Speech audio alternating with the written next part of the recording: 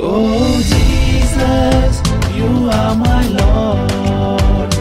Oh Jesus, you are my healer. Oh Jesus, you are my Savior. Oh Jesus, you are my Lord. Oh Jesus, you are my Lord. Oh Jesus, you are my healer. Oh Jesus, you are my Savior. Oh Jesus, you are my Lord. Divine healer, divine healer.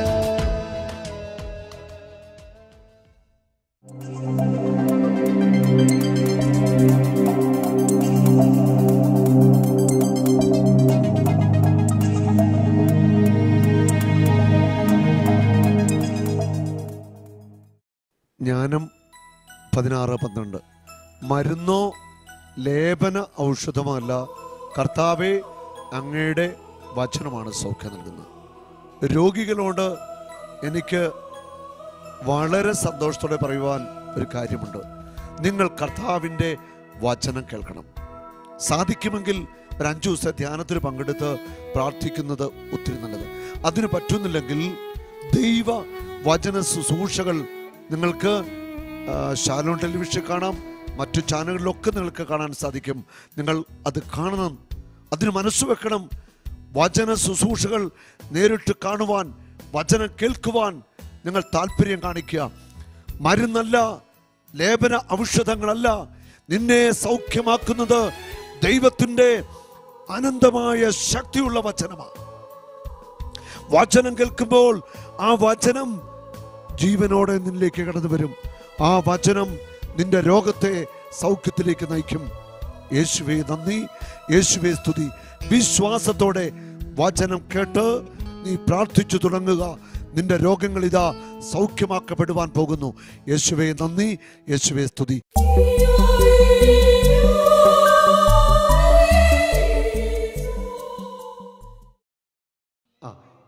ഇന്നലെ വൈകുന്നേരം ഈ മകൾക്ക് ഡിസ്കിന് അത്ഭുതമായിട്ട് സൗഖ്യം കിട്ടിയതാണ്.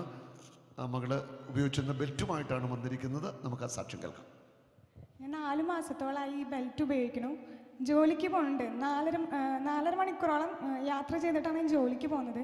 കുറേ നേരം ഇരിക്കാനും നിൽക്കാനും ഒക്കെ വളരെ ബുദ്ധിമുട്ടായിരുന്നു.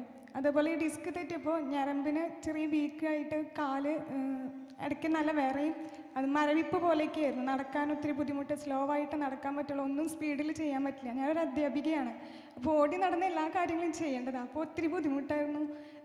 മേലെ ഉണ്ടായിരുന്ന ക്ലാസ് അടക്കം എനിക്ക് താഴത്തേക്ക് ആക്കേണ്ടി വന്നു. കുട്ടികളെ 2ാം ക്ലാസ്സിലത്തെ കുട്ടികളെ ഞാൻ പഠിപ്പിക്കണം. അപ്പോൾ ഒത്തിരി സങ്കടമായിരുന്നു. എനിക്ക് ഒന്നും ചെയ്യാൻ പറ്റണില്ലല്ലോ എന്നുള്ളൊരു സങ്കടമായിരുന്നു. ഇന്നലെ 3 ദിവസം ഞാൻ ബെൽറ്റ് ഇട്ടിട്ട് ഇവിടെ ധ്യാനത്തിന് ജോലി കഴിഞ്ഞ് വന്നിരുന്നത്. അന്നൊക്കെ ഞാൻ ഇവിടെ ഓരോ അത്ഭുതങ്ങൾ പറയുമ്പോൾ എന്താ എന്നെ തൊടാത്തത്, എന്നെന്താ സ്പർശിക്കാത്തതെന്ന് കരഞ്ഞ് പ്രാർത്ഥിച്ചുകൊണ്ടിരിക്കുകയായിരുന്നു.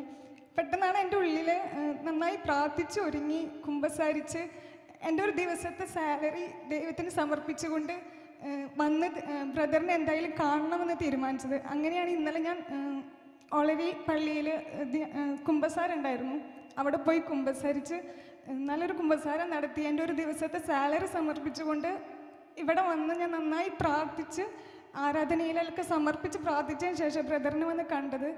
വന്ന വശം എൻ്റെ അടുത്ത് ചോദിച്ചു, നിങ്ങൾക്ക് വിശ്വാസം ഉണ്ടോ എന്ന് ചോദിച്ചു. ഉണ്ടെന്ന് പറഞ്ഞു. ബെൽറ്റ് അഴിച്ച് മാറ്റാൻ പറഞ്ഞു. ബെൽറ്റ് അഴിച്ച വശം എൻ്റെ പുറത്ത് ബ്രദർ തട്ടാണ്ടായത്.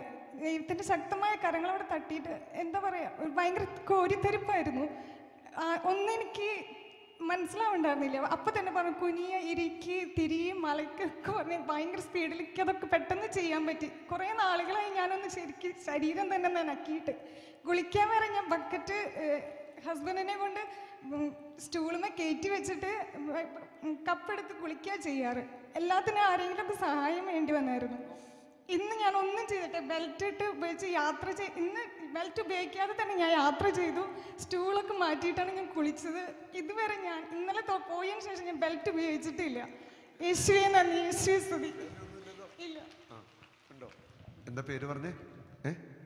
റിൻറ്റുവിന് ഇന്നലെ ആ പ്രാർത്ഥനയ്ക്ക് ശേഷം നടുവിന് വേദനയില്ല, എല്ലാ കാര്യവും ചെയ്യുന്നുണ്ട്. കർത്താവ് തൊട്ട് സൗഖ്യമാക്കി. ഇനി ഇത് വേണോ? വേണ്ട. Oh Jesus, you are my Lord.